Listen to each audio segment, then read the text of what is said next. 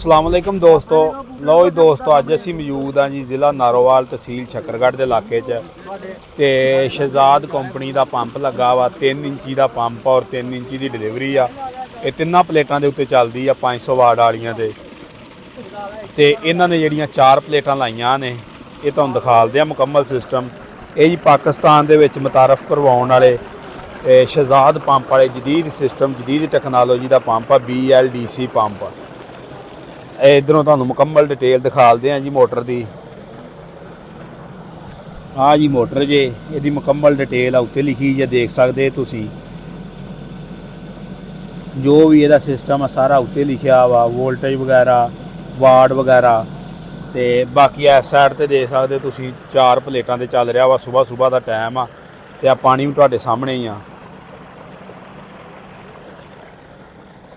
बाकी इस दे नाल एक कंट्रोलर मिल जाता जे, वो भी इस पंप के नाल ही मिलता, देख सकते तुसीं इस तरह का।